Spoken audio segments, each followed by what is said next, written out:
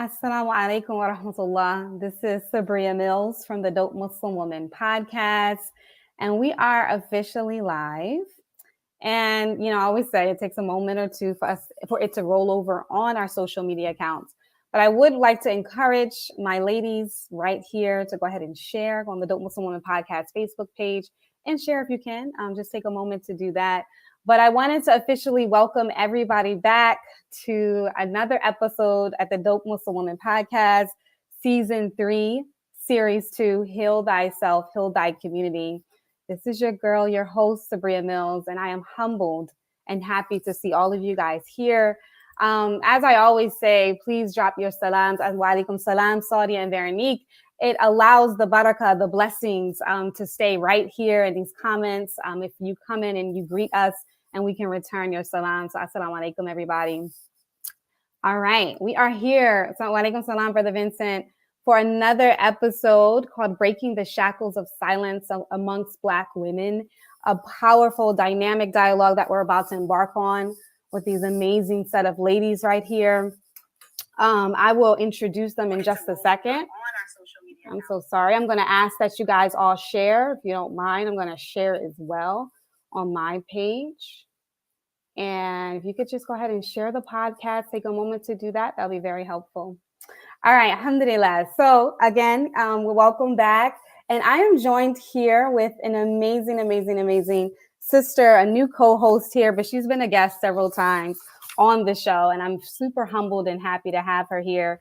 Everybody knows this is like, if you want to talk about Black women, Black girl magic, we want to get Yasmin on the show. So mashallah, we are joined here with Sister Yasmin Hamid. And just to give a little background, she's a California Bay Area native and a lover of all things African and God-friendly. She works professionally as a business analyst. She's the owner of vegan vegetarian food specialty business known as Spirit Foods, LLC. She is the co-creator of a podcast known as Between Us and Y'all with her son, Nafis, and she is the mother of one young adult male.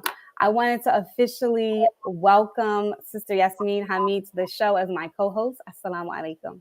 Wa alaikum assalam rahmatullah, and thank you for having me again. Yes, girl. Thank you so much for being here. And shout out to your whole vegan situation that I'm about to get embarked on Friday with the vegan cinnamon buns, right? Yes, ma'am. Yes, ma'am. Thank you so much for your support, and I hope you enjoy them. Alhamdulillah. Thank you. All right. So we're going to go ahead and introduce my amazing guests. Just hang tight for the bios. I tried my best to concise them, but just hang tight. This is what we're dealing with tonight. Okay. MashaAllah. We are amongst some dynamic women. SubhanAllah. So my first sister I want to introduce, she is an award-winning filmmaker on a mission to amplify diverse stories from underrepresented communities authentically in Hollywood, especially the voices of Black Muslim women. She is a director, a producer, a screenwriter, an author, and a visionary.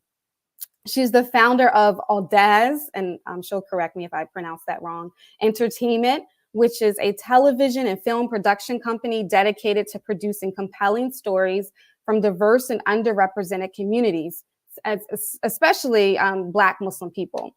Under her own media production company, this sister writes, directs, and produces content for television, film, and digital platforms, specifically highlighting stories representing Black Muslim women and girls. Under her entertainment company, she has released several projects, including short films named Shattered Lenses and Black Muslim Girl Fly, A Butterfly Amidst Inequity, A Temporary Loss of Power, Temporary Loss of Power is another film she's done. Currently, she is in the development phase for a supernatural thriller short film and a docuseries titled The Muslim Women, which follows the lives of Black Muslim singer-songwriter and a Muslim daughter of Pakistani immigrants pursuing a career as a Muay Thai kickboxer. I would like to officially welcome my dear sister, Nia Malika Dixon, to the show. Assalamu alaikum, sis. Wa alaikum assalam. I'm honored to be here, to say the least. That bio really embarrassed me a little bit. Mashallah. I didn't realize how much I've been doing, because I'm nose to the grindstone. But alhamdulillah, thank you so much for having me. And I hope I can bring something beneficial to the discussion. Thank you so much, Nia. It's an honor to have you here tonight. And I'm going to go into my next guest, subhanAllah. This sister, she's also a filmmaker, content curator, and the founder of Ruby Janetta Productions. This is an independent media production company specializing in content creation for film, television, and web. She has also worked as a television producer for Fuse TV Cable Network. She served as a post-production producer for the short film Bodymore and the multimedia producer for Sapello Square, an award-winning blog on Black Muslims in America. She is also the curator of the Bilalian Experience, a platform dedicated to celebrating and promoting the narrative of Black American Muslims in American media. She's wrote, directed, and produced her first short, Consternation, in 2018. Her previous projects also include The Vortex and Transplants. She is currently in pre-production for her upcoming short film. Please welcome Sister Malika Shabazz to the show. Thank you. Assalamu alaikum. Excited to be here. Excited to be in the company of such amazing queens. So I'm just looking forward to the fellowship and just the wisdom that's going to be bestowed, because I already know it's coming. It's coming. We about to light fire to it. Well, alhamdulillah, thank you ladies for being here. SubhanAllah, like I said, that took Yasmin, that took most of the podcast, the bio. But it's okay, mashallah, tabarakallah. We are so humbled to have you guys, the ladies here. So let's just get right into the discussion. This topic in itself is one that I've been just up at night thinking about. I'm just trying to really relate my own personal experience as a Black Muslim girl growing up, and just what it meant to feel silenced, and thinking that was the expectation. When we start as early as kindergarten and first grade, African-American girls in school, they're punished for being too chatty, too loud, too questioning. Our curiosity is deemed as threatening, and also a disruption to the ideal that is set by white standards, which is to be quiet, submissive, and well-behaved. Black girls are often not seen as not as bright or smart enough to be worth mentioning through their school years. And when I was looking and doing some research about this topic, there was a recent study done by Georgetown Law that found that adults view Black girls as less innocent, and Black girls are 5 times more likely to be suspended as white girls. So I wanted to just start there as young Black women. And I'm going to start with you, Nia, if that's okay. What are some of the ways that us as Black women, starting from when we are young, are silenced? Honestly, I can speak from experience. I was that trouble girl. Honestly, I recently tweeted something like, I tweet for all the little Black girls who were told they talk too much, because I was told I was talking too much. Like, you talk too much, Nia, be quiet. Like, and it starts very early. And honestly, my perspective of the whole thing is a combination of many things. We grew up in a toxic patriarchal society, number one.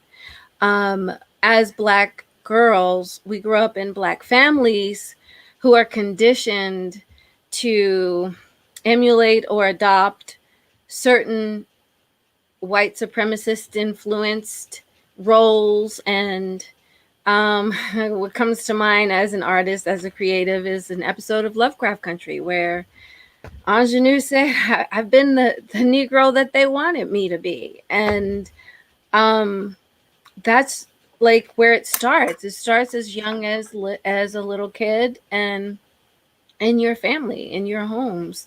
And then when you go out to school, it's perpetuated. Like,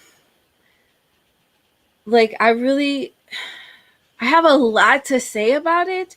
It's just really difficult to put the words in such a way that I don't come off as an angry Black woman, if that makes sense. Wow. And that's deep, that we always have to constantly think of that, even that narrative in itself. That's a powerful thing, subhanAllah. Malika, what are your thoughts about this? I have to unmic myself. It's really interesting because I think I've seen it on both sides. Growing up, I was very fortunate and blessed to grow up in a community that actually encouraged women to voice their opinions and to take agency. But it wasn't until you started going outside your community and interacting with other people that you start seeing that that's not the way the world views Black women specifically. And it's a power thing because we know that we as Black women, we get stuff done, point blank, period. And so if this society figure if they have, but when society continually silences Black women, that's in a way silencing part of a whole community, because if I'm trying to figure out how to way to say this without people thinking, oh, she being a basher. No, You know like what? We when gotta women just go for it. Yeah. Just, like there's a mhm. there's an African proverb that says women hold up half the sky. And so it's not a bashing of men, but it's saying that the influence that we have, like we have influence on our community that is beneficial to the community, and our oppressors recognize that. And so they recognize that, well, if we treat this particular person like that, it will permeate, in addition to treating the men like that way, but it's just part of this way of characterizing us as these sexual deviants, loud, raunchy, loud, boisterous beings. That it's an image that they created, as if white women don't do the same thing, but they don't have that for white women, because white women are pure and the poor, they cry, like they're taught to cry, whereas we are taught to suck it up. Like, you do what you got to do. Yeah, I know you do what you got to do. That's like the mantra. But it's like, what if I don't want to do it? What if I want to take a break? Like that whole notion, I sleep when I'm dead. If you don't sleep, you will be dead. Like, when do we get a chance to take a break?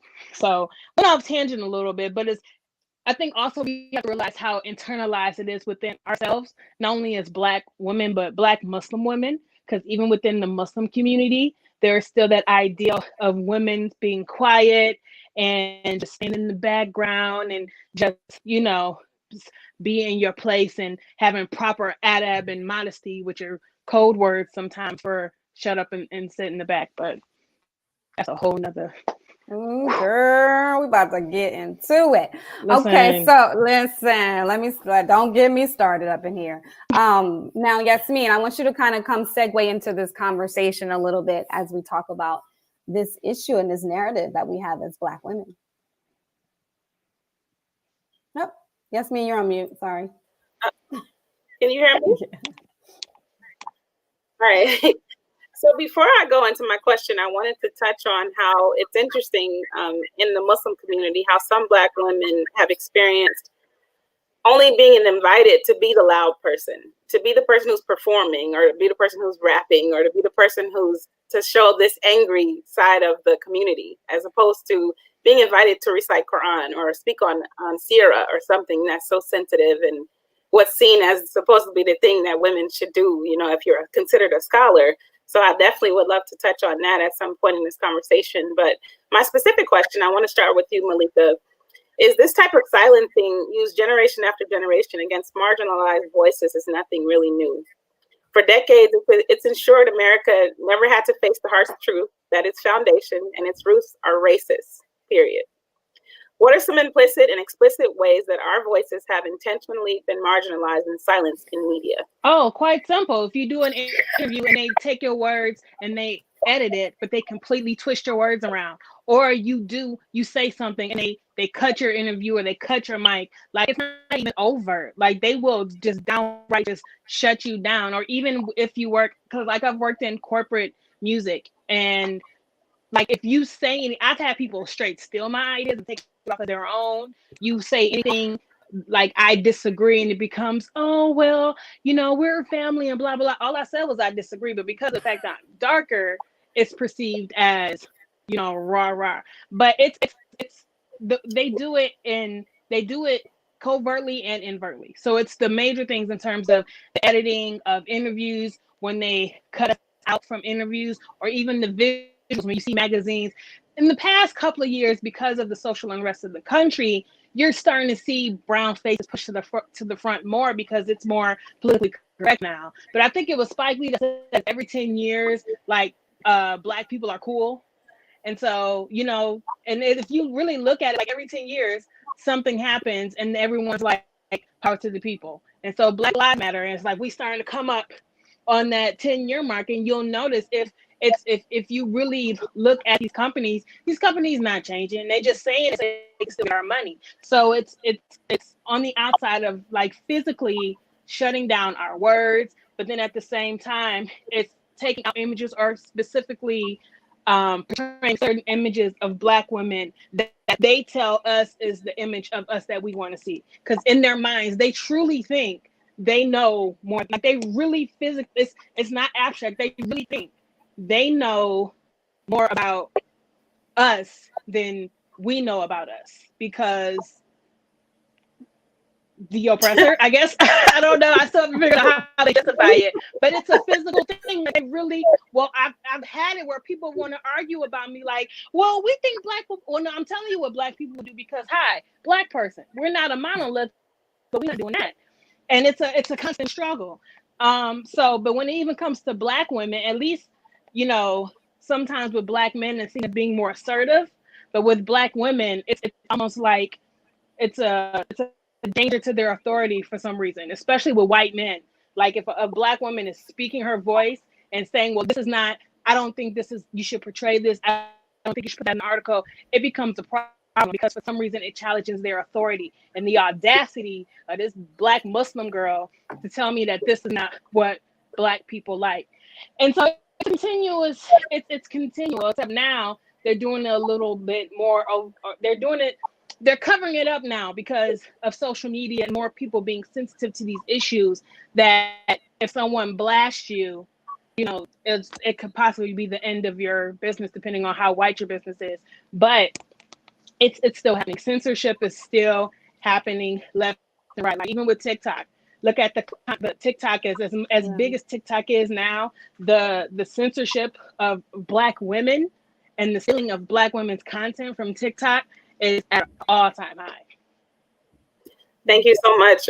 Before we go on, I wanted to ask Nia, can you answer that question, but specifically focus on how our voices have been silenced within the masjid you attend, or the masajid, or the communities that you've attended? How do you feel that our voices have been marginalized and silenced in those ways?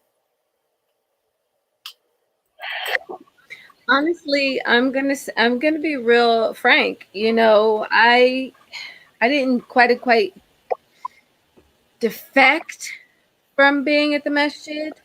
I was spoiled by the masjid in which I was raised. I was raised in Baltimore Masjid, which is Sister Clara Muhammad School, and life was totally different. You know, the women are the leaders of the community back then. My Quran teacher was a Black Muslim woman. You know, the community was more unified, and the Black women in the community had more of a leadership role.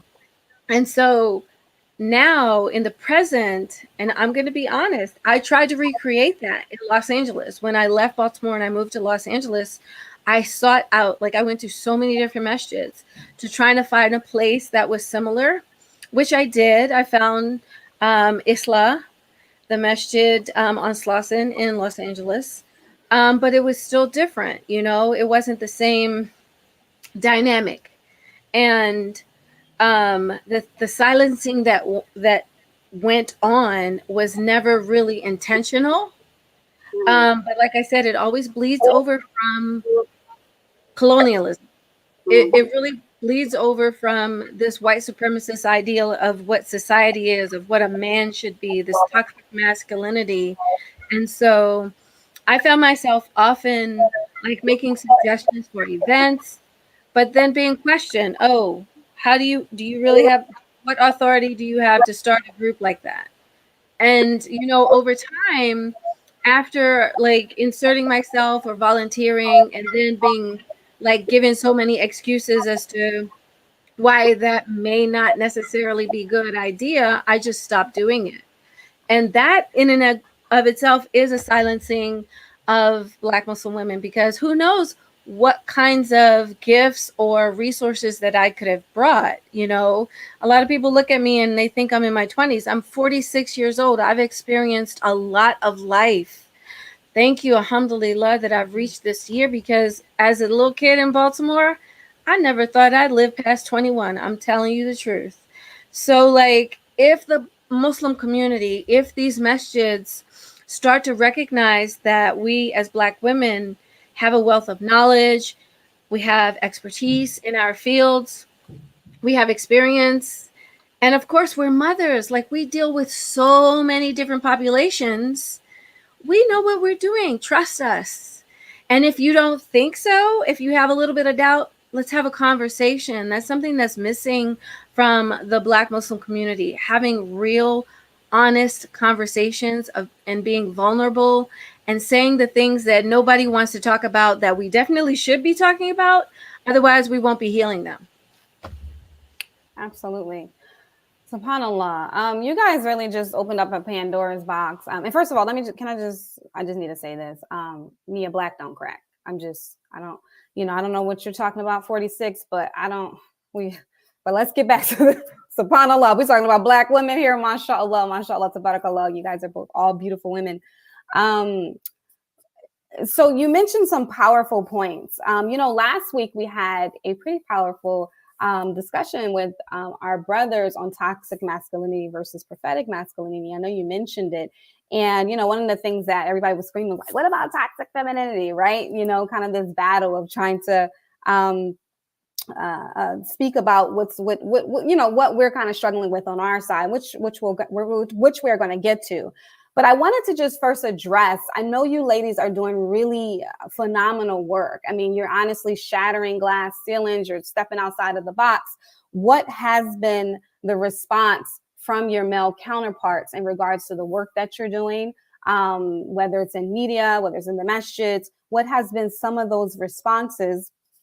And how do you navigate, even in like your personal relationships, being these sort of unshackled, unsilenced Black women? Malika, let me start with you, sis.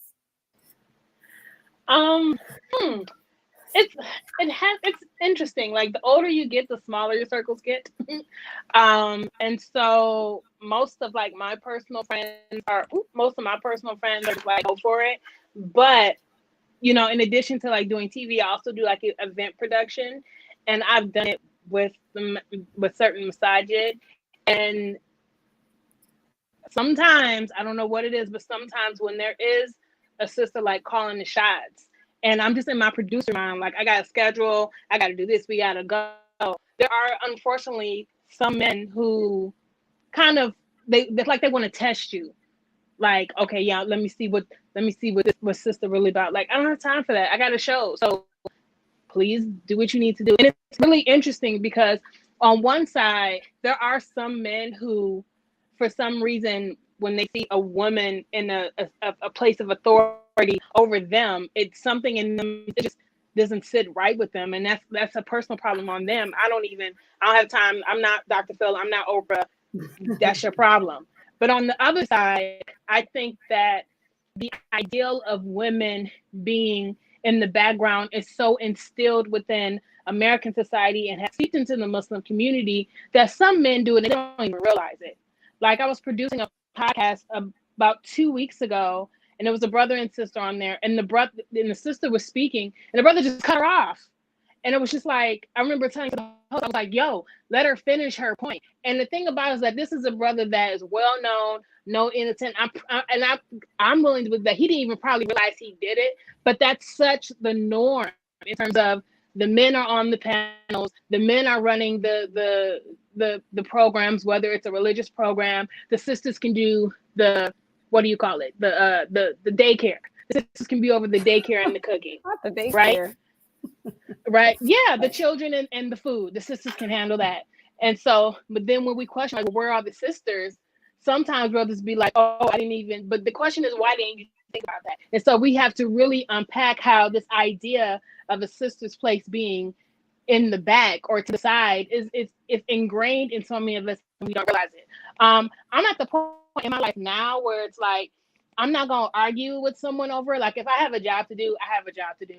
And if you want to feel some type of way, then alhamdulillah, you can feel some type of way. But at the end of the day, I'm going to get the job done. And you'd be surprised where it's not all brothers. I don't want people thinking that. There's some brothers that be like, yo, I got you. What you need? I got you. Him, I got you. You know what I'm saying? But at the same time, that discussion has to happen. Well, why are brothers feeling this way in the first place? Like, literally, I just asked you if you could please wait until we open the door because we're not ready yet. Well, I've been in this relationship for this long. Okay, alhamdulillah, but we're not ready. Can you just wait?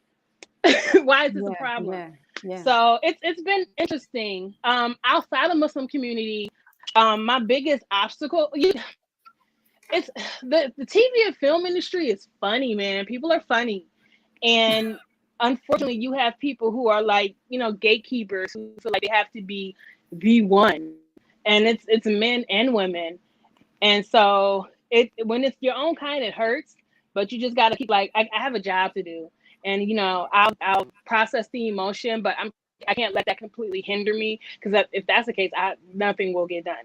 Because I'm just so enthralled with this feeling of, oh, this person won't let me. Okay, well, they shut that door. Let me go through this other door, maybe the door that Allah had planned for me in the first place. So absolutely powerful. And I'm gonna segue you in, and I just wanted to quickly shout out our brothers tonight, because you just mentioned how there are just so many phenomenal brothers, and I just wanted to shout out because they're going hard on the chat right now, and they just commented and bigging up. And so, mashallah, we salute you, brothers. Thank you, Jazakallah khairan, for being here. Nia, go ahead and share on your experience. I'll unmute you. You're gonna have to unmute Nia yourself. I can't unmute you. Yeah, there you go. I was gonna agree with everything she said because I've experienced the same thing. There's a lot of, like this gentleman said, mansplaining. Like, I know what my job is. I really don't need you to tell me what my job is. And most of them assume that your background or you're a PA or, whatever. And what we have to do is just set a standard so that everybody knows that we're all on the same playing field. You know what I mean? It doesn't have to be that way. If we respect the expertise of the other person instead of seeing them as a woman first, the way that Allah says in the Quran, most believing men and believing women, we're all on the same page. Like, show us some respect, because half of us know twice as much as you do, and you could learn so much if you humble yourself, and working on set, it's a navigation. It's a navigation of like mansplaining. It's a navigation of Islamophobia. And then even if you ask some of these well-established Black women in the industry whom I've worked with, even some of the white women, they still have to deal with that. Like, I had a mentor at one point in my career. I'm not going to name her name, but she told me, sometimes you just got to leave the room and go cry, because you can't let them see you cry. And I thought to myself, that is such an inhumane thing to do. Why in the world do we have that even in place? Like, we're human beings. If we're frustrated, we have it on camera. So, like, those are the kinds of things that we deal with, but also on a global scale as women. And then I want to end with working with Black Muslim women. I really enjoy that because we understand each other. I have worked with some Black Muslim men, although unfortunately I've seen firsthand how they just overlooked me once. And I'm not going to name names. I've been in a situation where when I was married to my cinematographer, another Black man in the industry, we met up with some other Black Muslim filmmakers, said salams, and they immediately started talking to my husband. I'm the director, the producer. I started the production company. He's a cinematographer. He works for me. Why am I invisible? Yeah, subhanAllah. That's powerful. One of our brothers, he said, Donald Hardin Jr., he said Umar ibn al-Khattab was corrected by a woman in the masjid during his caliphate, and he took the correction and acknowledged her. Thank you so much for that reminder. And Sister Nadira said, so true, been told not to wear my emotions on my sleeve. And it's interesting because, you know, I can't help but be reflective as I do these podcasts. And as we were talking about manhood and masculinity last week, and they were talking about the same issue of having to suppress their emotions. And, you know, it was interesting because a lot of, you know, us as, you know, women, we were like, oh my gosh, that's horrible, that's toxic, you know. But it's like we've been told the same thing as Black women and as Black girls. We're not also given permission or space to express those emotions freely. But Yasmin, you know what? yeah, go ahead. I grew up emulating Omar ibn al-Khattab because that's my personality. So shout out to all the girls out there who have that passionate, fiery attitude when it comes to anything that they're committed to, because Ibn al-Khattab, he was like the most passionate protector of the Prophet after he converted. So it's like, you shouldn't be ashamed. And that's the way society wants us to feel. Like they want to shame us into a little box where they can control us, and our emotions will be predictable. But guess what? A lot of us are hardcore warriors. You know what I'm saying? And you have to respect that too. Oh, wow. Beautiful. Beautiful. Yasmin, you're on mute. You got me off? Am I speaking now? Okay, so I want to also speak about when Nia was talking about this thing about we having an expertise, you know, in this association with husbands and things like that. I want to speak for the single sisters, you know, that are out there with this expertise, and people refuse to speak to you because they find out you're not married, and they think, how dare you talk about a thing, or how dare you have skills on your own and showing them without some man behind you, you know what I mean? And I'm thinking to myself, like, do you need the skills or not? You know, what's happening here? So I want to make sure that when we are talking about this conversation, that we consider women, you know, that are not married, or women who are, you know, not associating the project at all with their husbands, that they really pay attention to what our expertise is, aside from anyone else. If you need my skills, you need my skills. If you need my husband's skills, you need his, you know, and leave it at that. So my next question, I want to start with you, Nia. The challenge in being a Black woman is really overcoming the way society sees you and how people are trained to see you navigate power in your emotions, which we were just talking about. We're not allowed to make any mistakes as a people and in front of other people. Can you offer some practical tips for Muslim women to continue to show up in their excellence every day? I really want to give a shout out to my Black Muslim women coaches. Love is always the subject. And Glitter and Goon, Ayaba Gunwa. If you don't know anything about them, y'all better get right. That's right. So they have been helping me to remember. It's not necessarily a teaching, because just like I told my daughter, who's about to be 25 this year, actually on the 16th, you don't need permission. You know, your emotions are given to you from Allah, and like, you have the autonomy to maintain your lifestyle the way you want to maintain it. You choose your vibration. You know, I've endured so much in my life. I have to laugh about it, but I had to choose how to respond to it. It's not what happened to me. It was my choice. And my advice to you is to seek to vibrate higher, you know, vibrate higher. And the number one thing is prayer. Your connection to Allah is the only thing that matters. And that's me speaking. And if you don't believe me, we can agree to disagree. But that is what maintains you, you know. And as long as you have this really solid connection with your Allah, with your Islam, what you believe Allah expects from you, and you work really hard to live up to that, who's going to stop you? Like, Allah is for you. Nobody can stop you. Thank you. Malika, I want to ask you, what are some ways that you feel that we can amplify our own voices and embrace our experiences? How would you respond to that? I think first, I think it's really important for us to acknowledge sisterhood and having our circle of sisters.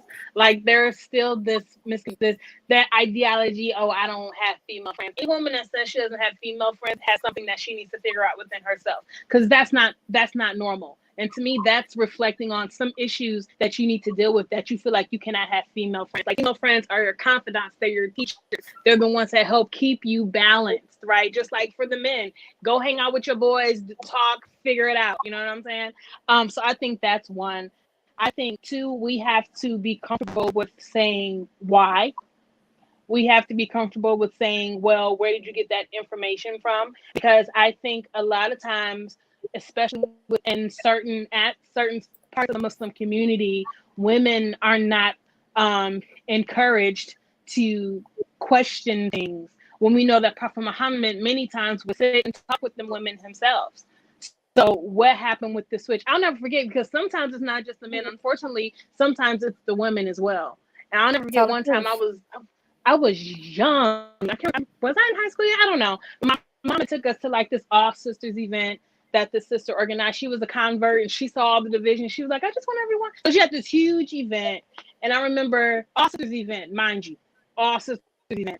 I'm sitting there talking to a friend. We having fun, laughing, eating, haha. And this sister comes over and tells us, oh, sister, y'all too loud. You shouldn't be laughing that loud. Muslim women, they should be so quiet. It's almost like a whisper. It's like you shouldn't know they're there. And me being younger, you know, I'm kind of thrown off with it. But, you know, 37-year-old Malika would have been like, that makes no sense. And why? Because I'm pretty sure Khadijah wasn't quiet like a whisper when she was running businesses. Aisha wasn't quiet like a whisper when she was teaching the Ummah. So why are you telling me? But where does that mindset come from? So I think that's one, having sisterhood, having your coven.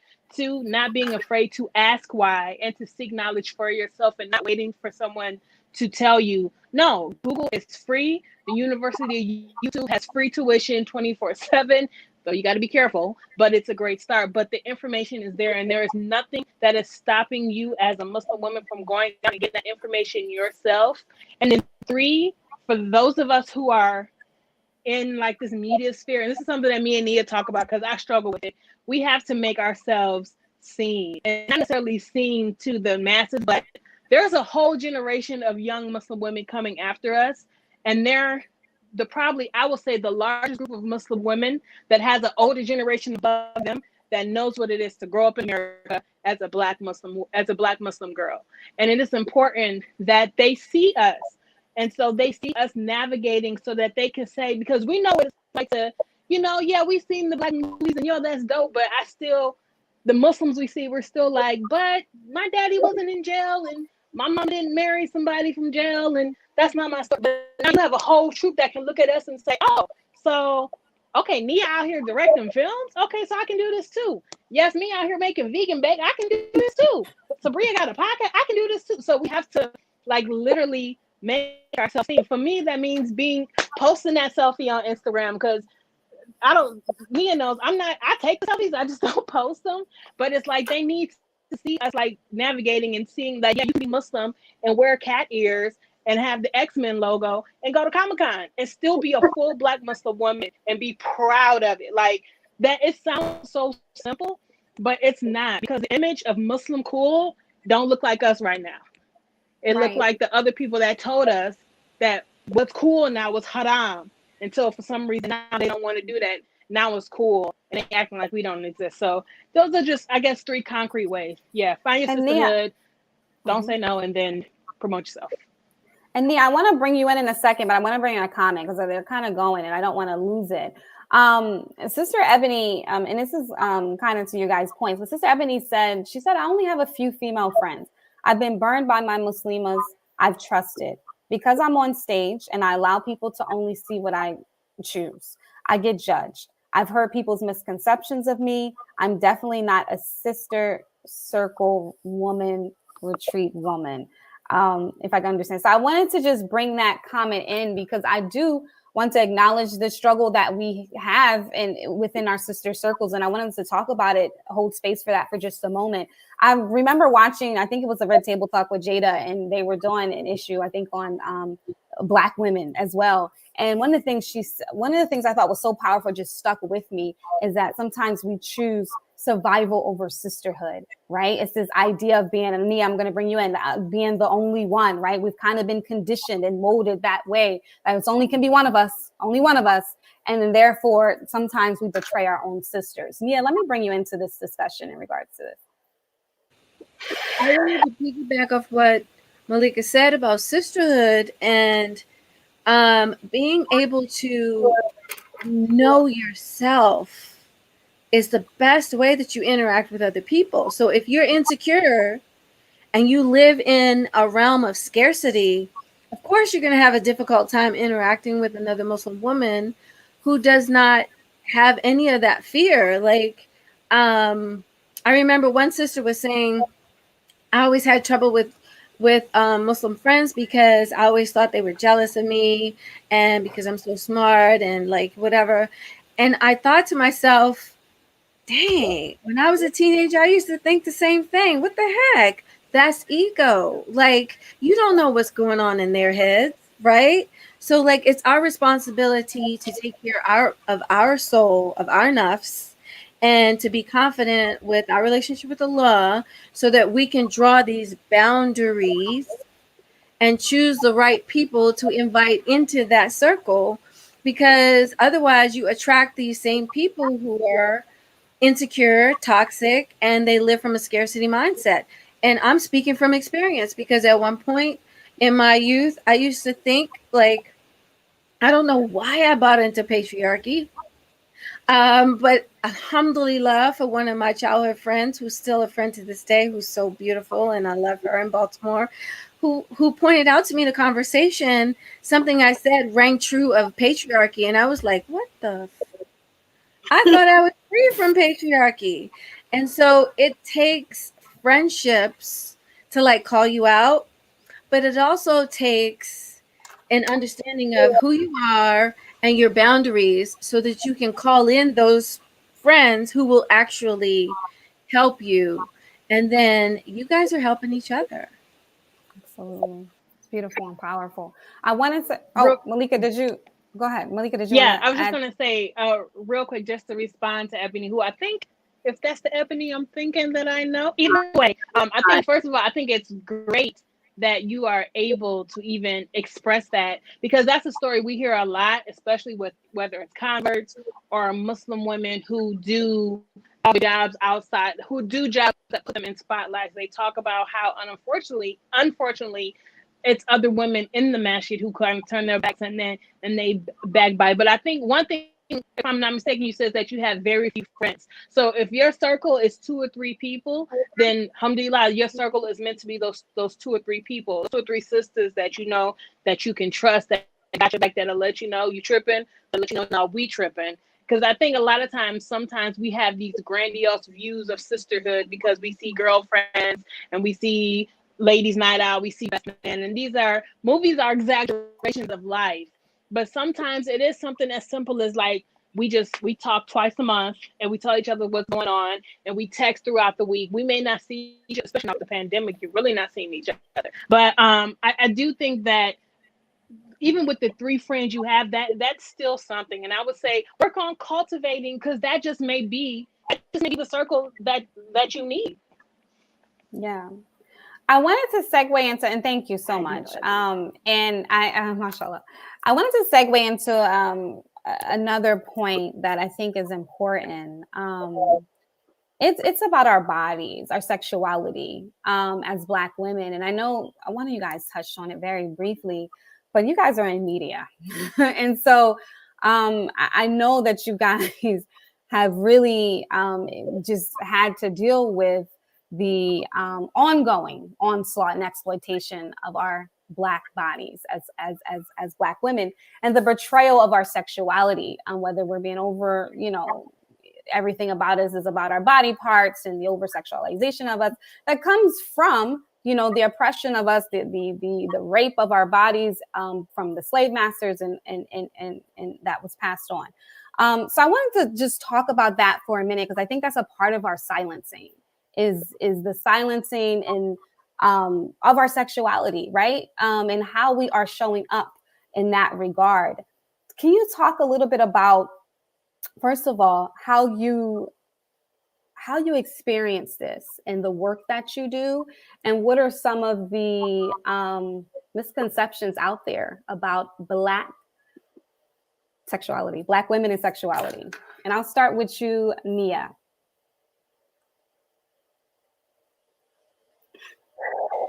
I was hoping you could start with Malika. Girl. See, look, people who really know me, they know how shy I am and how nervous I get. And like before these things, I'm just like prayer, dua.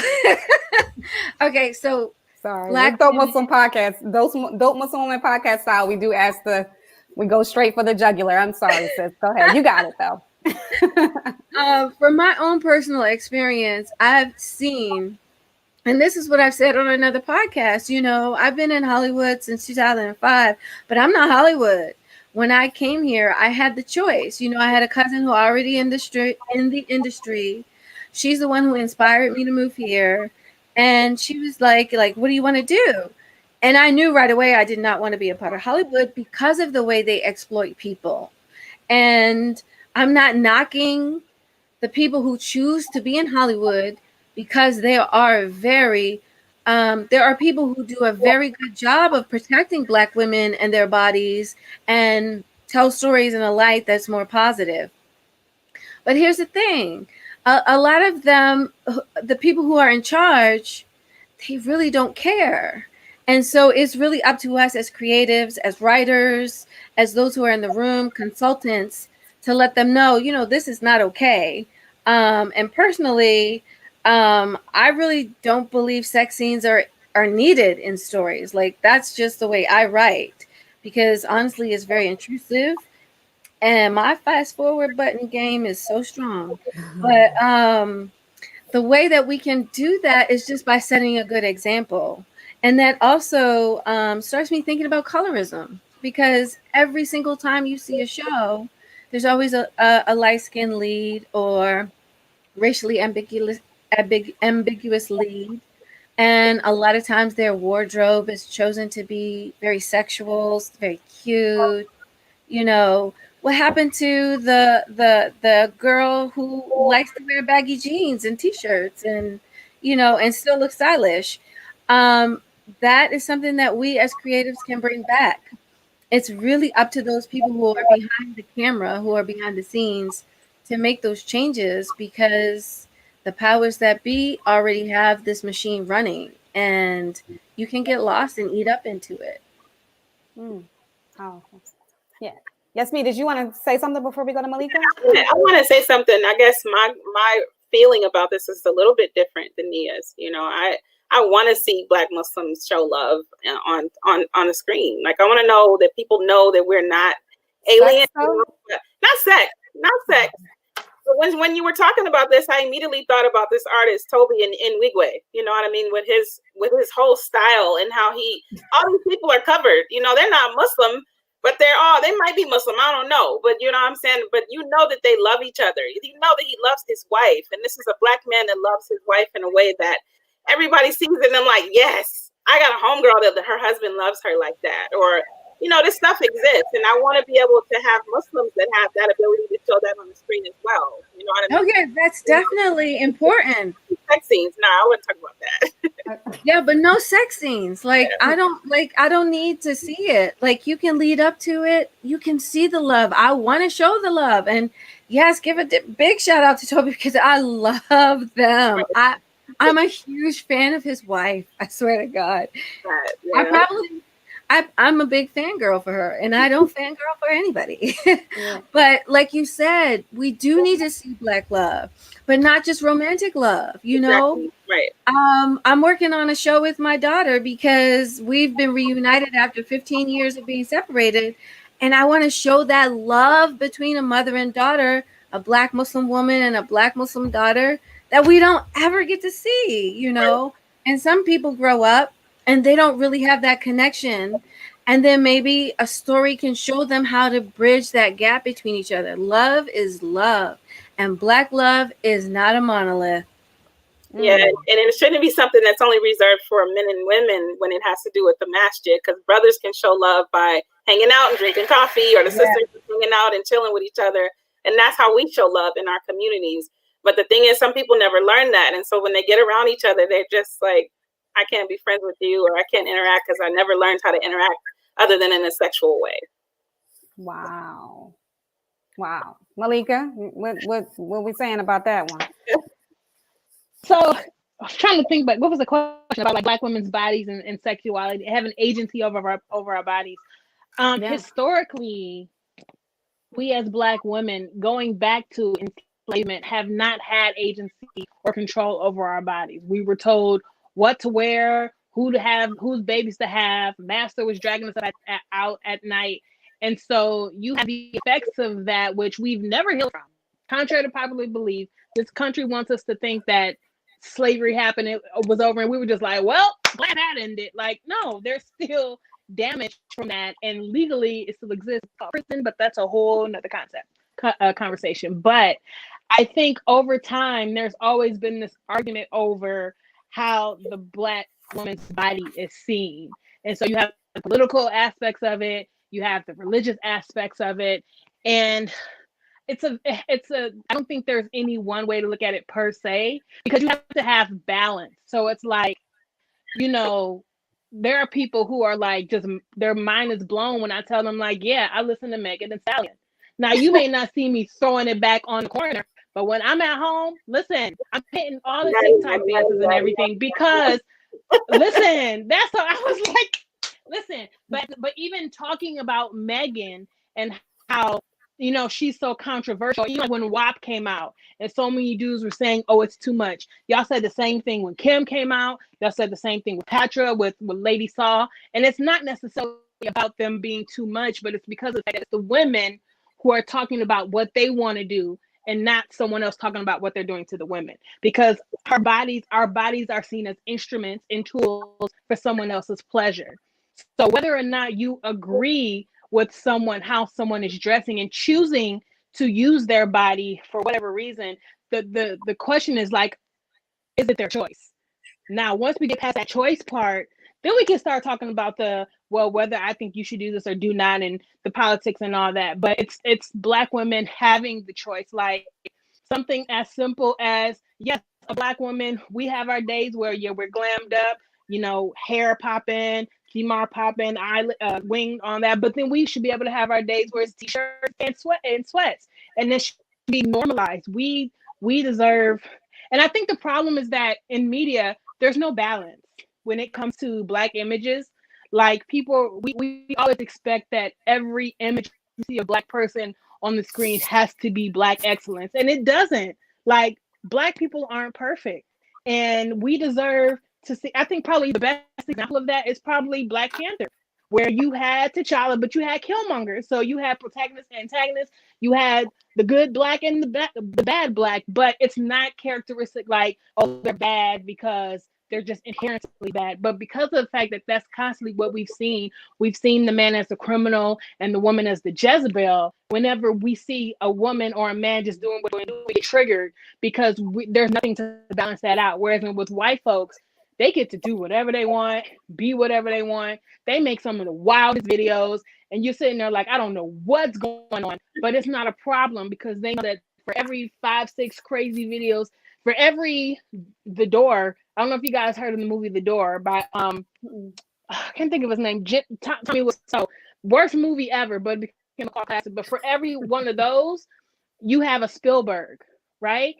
But we don't quite have that balance. And so I think when it comes to our bodies, it's like, first of all, we have to be able to be comfortable in having the choice to do what we want with our bodies and being able to choose, like, this is how I want to dress. This is what I want to talk about, and it not being chastised. Well, you doing that just because you Black. Well, if you're doing that, then all Black women are like that. And that's an ingrained mindset that has been instilled with us through slavery, because Black women were seen as just tools for scientific research and for sexual pleasure of the master and for producing more babies to plow land. And I think, oh my God, subhanAllah, thank you so much, Malika. And you know what, that's so powerful. And I'm reflecting on, because, you know, I work in the inner city schools, and I've worked in so many different schools as a consultant.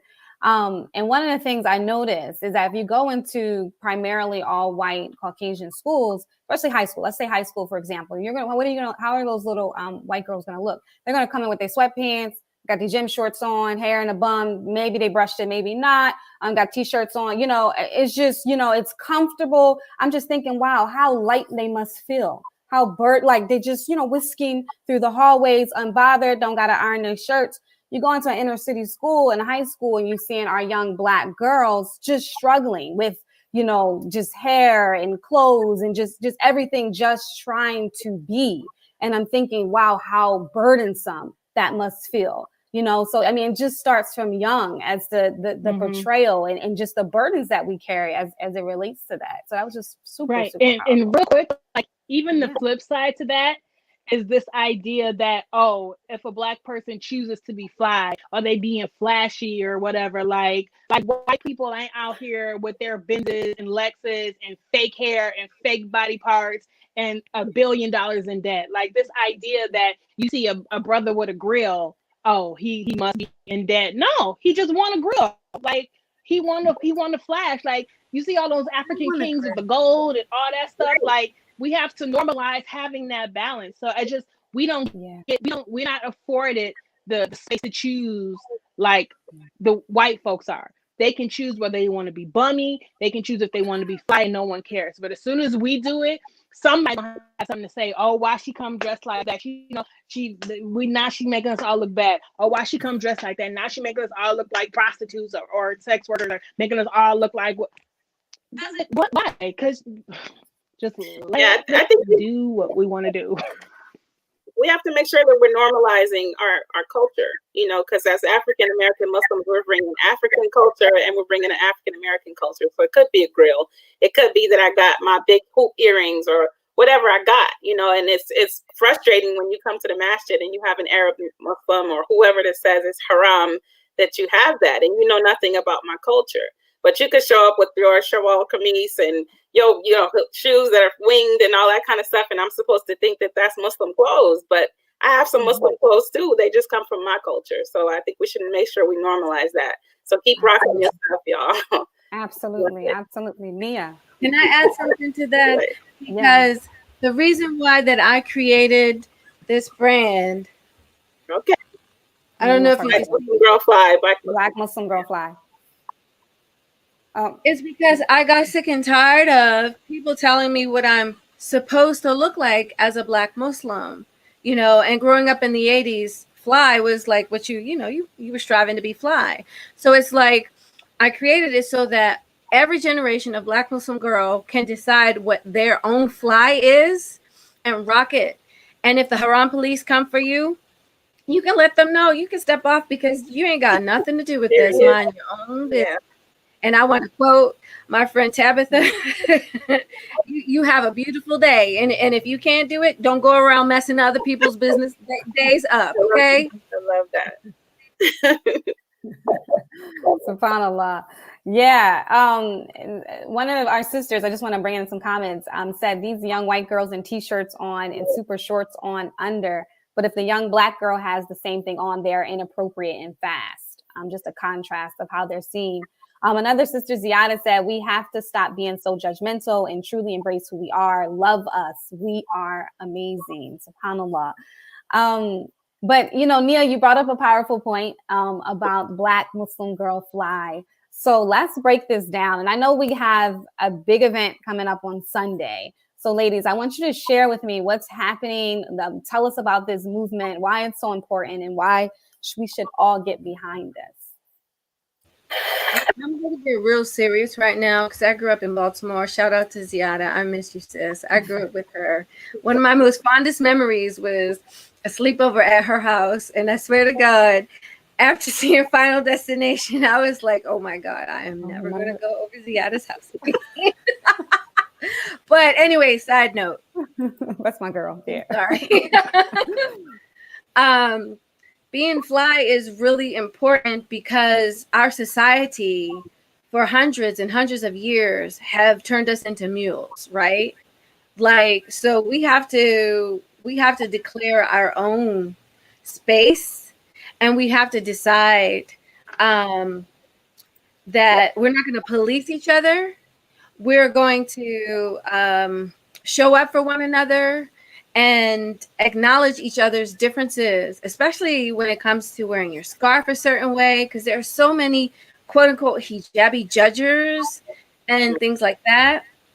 And I really, really appreciate sisterhood in a way that you talk to each other with compassion. Like, I want to give fashion tips without being told, you're wearing your scarf wrong. Here's a better way. Like, please come at me with a little bit more gentleness, right? Mhm. So, I'm so sorry. I got off on a track. What was the main question? Black Muslim girl fly, girl. That's what we're talking about. Okay, thank you.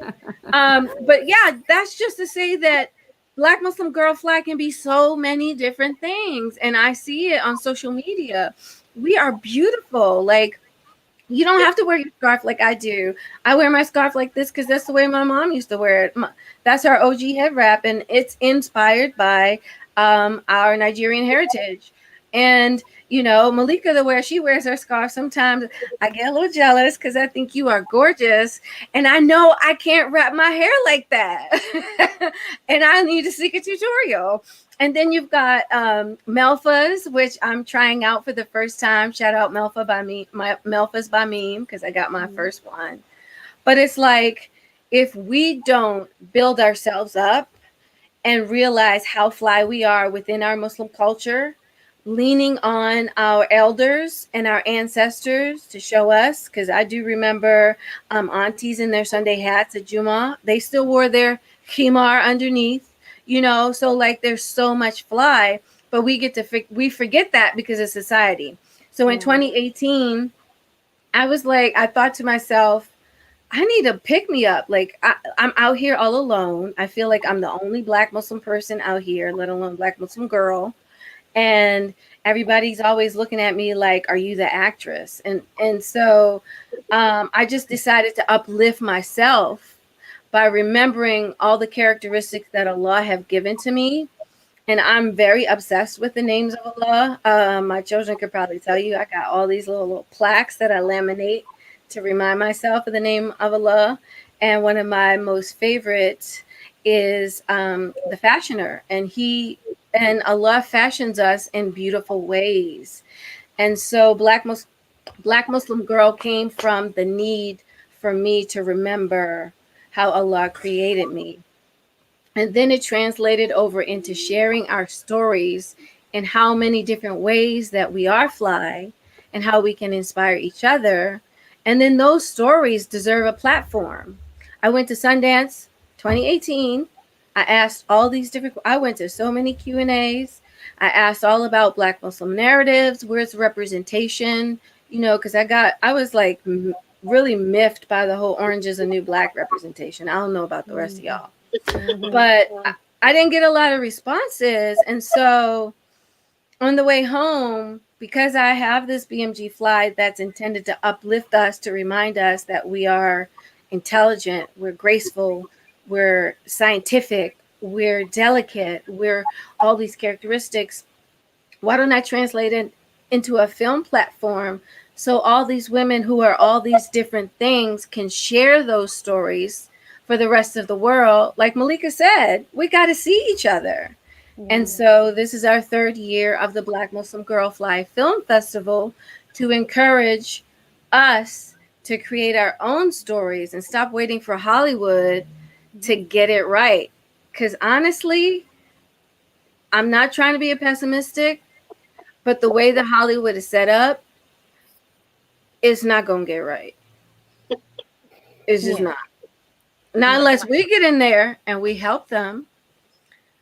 But yeah. Or just do it ourselves. Beautiful. And Malika, you're definitely FUBU. and Malika, you are a part of this initiative as well. What role are you playing in this film festival? Well, this year I am a panelist. The year 2018, 19, which year did I put in consternation? Was it 18? Yeah, 2018. Okay, I submitted Consternation, and this year I'm kind of not only am I on the panel, but I'm also helping with doing like some editing for marketing. So a little bit on the back end, but as well still trying to push the word out because there are Black Muslim there are Black Muslim female filmmakers out there, and we're not all just actresses. There are many of us out here who are directing, who are writing, and it's the best way for us to really get, I want to say get shine, but the best way for us to get things done is with each other. And so I think that's it's why this festival is very, very important, and it's because of the fact that it is us celebrating ourselves and our content, the diversity of our content. And so yeah, so that's personally what I'm doing. Just I am a panelist this year, and I'm also presenting Nigel's Award, helping Nia on the back end in terms of some marketing wise, just kind of help, keep the train on the track. Well, that's amazing. Malika she's been there from day one. Seriously. MashaAllah. And the festival is this Sunday, correct? Yes. So December 13th on seedandspark.com/BMG Fly Fest. Okay. Now, y'all know BMG Fly stands for Black Muslim Girl Fly. Right. Fest. So add fest to it. And then we have an eclectic mix of films. And honestly, I was a little worried because of COVID. Our first year, we got like a decent number of submissions. And I feel like a lot of that has to do with the fear of people think they have to ask permission. Like a lot of us filmmakers, young and emerging filmmakers, think they have to get into Hollywood in order to be legit, right? Mm-hmm. But baby, you legit because Allah made you. Period. Whatever you want. You don't need to wait for permission from these people. And you need to do the research to find out how you can get your own funding and create your own short film. And that's really what I'm pushing. And I have like community events. I teach screenwriting for free online. Actually, one of my students submitted her film. I was so shocked. I was like, wow, mashallah. So it's like, don't wait for permission, people. I know there's hundreds and thousands of you out there who have really great stories, and you may think it's not good enough, but not good enough for whom? If it's good enough for you and you did the best that you can with what you have, please do submit, because we want your stories. The world is waiting for your stories. That's beautiful. Well, may Allah bless you, ladies, for the work that you are doing. It is amazing. I said this myself when, everything kind of blew up with George Floyd, at least in mainstream media, was just that, we have to really, I think one of the biggest movements we can make right now is taking control of media and our narratives and our stories. I salute you, ladies, for the work that you do, because I think that this is the work that is needed during this time, to just regain our stories and rewrite our narratives for our children. But subhanAllah, this was a powerful discussion. We are coming to the end. Sister Yasmin, I'm just, super grateful to have you here. And just to talk about this topic. I know, like I said, this is one of those things, again, you're just going to hit the top of the iceberg, right, Yasmin? Just the top. I want to close out before we close with just one thing. I like to end every conversation with something uplifting. So I want to ask each of you to tell me the top 3 women that come to mind when you think of the women who inspired you to be where you are today and to keep pushing. Just speak their name, and I'll start so that you can get an idea. The 3 women that inspire me and keep me pushing when I think of them immediately, first would be my friend Drea Denor, who is a singer, and she's my close friend as well. When I think of fashion, I think of Iman Khalid, who lives in Dubai, who is always fresh and fly. And when I think of the best pictures you're going to take, I think of my homegirl, Naima Bird, who comes out of Oakland, California. So, mashallah. That's beautiful. Beautiful. Malika? Okay, I'll do more filmmaker esque people. Julie Dash, because her film Dogs of the Deaf, I saw that in like 3rd grade, And that was the first film I remember making me feel something. And I've actually had a chance to meet her since then. Yay. So yeah, Julie Dash. Two, Issa Rae, because Issa Rae is like really the template for like just creating your own stuff and then being confident in yourself to say no, which leads to your yes. Like I suggest everyone kind of just study Issa Rae from season 1 of Misadventures of an Awkward Black Girl to the first deal with HBO that went through to Insecure to now she's got radio shows, all that stuff. So that's 2. And then 3, another person I will say is Avery DuVernay, because I've been following her since I Will Follow, which was actually her second film. Her first film I didn't get to see, but I did see I Will Follow. And I remember even with Array, a lot of times we don't talk about distribution of content, we just talk about making it. But distribution is very important. And with Array, which was Affirmed before, and so I've been supporting back when they were Affirmed, they became Array, and to see them, to have seen them, to see what she's done in terms of growing that, and them now getting not only Black films, but they're getting Indian films and films from around the diaspora into people's houses on people's Netflix. To me, it's like, okay, let me take notes. So those are my top 3 for now. Powerful. Nia. Okay, so aside from my mom, who's my best friend, she doesn't count on that list, the top 3. So right now, to piggy off of Malika's comment about filmmaking, Gina Prince Bythewood, like I wouldn't call myself a fangirl. I would call myself a hungry student, because I love action films and I've always wanted to create action films. That's one. Another person is in music, and that's Jasmine Sullivan. She really inspires me so much. Like, if you know her story and her life and her progress and the music she sings touches me, it's just beautiful. A third person to influence. This is so hard to pick just 3. Yeah. A third person in the arts. Gosh, it's really so hard. It would be so many, a tie between so many people. But right now it's Najla Mutman. Like, Oakland native as well. Inspires me because I remember when I first saw Jen, before it was even out there, there were some screenings in LA, and I met her for the first time. And I could feel right away, like the noor coming off of her and the passion and the love. And I just felt like, mashallah, she's a gift. And she just keeps going. And I don't know, like, about the process behind the scenes for her, but it's really hard for us as women, Black women. So big props to her. So that's Gina Prince Bythewood, Jasmine Sullivan, who I love, and Najla Mutman. Beautiful. SubhanAllah. Well, thank you for that, my ladies. I really appreciate you guys. And mashallah, I'm just going to say I'm all inspired since we're picking 3. My 3 are you ladies tonight. I'm divinely inspired. I'm humbled. I'm reflective. Just really, like I said, just on this immense journey of self-discovery and healing and trying to really identify all these things within us that are either working for us or against us, right? The things we need to get rid of, things we need to keep. And growing up as a young Black girl, there's so many things that, subhanAllah, I'm still working through. But I appreciate the discussion. I appreciate the work that you're doing. Sister Yasmin, I just wanted to honor you as my co-host tonight. Thank you so much for being here. Thank you for contributing to the dialogue. I appreciate you. Thank you so much for having me. It's always dope to be here with you. MashaAllah, tabarakallah. And I wanted to just give honor to you, ladies. Thank you so much, Sister Malika. Thank you for the work you do. Thank you for keeping it all the way 100 here tonight. I salute you, sis.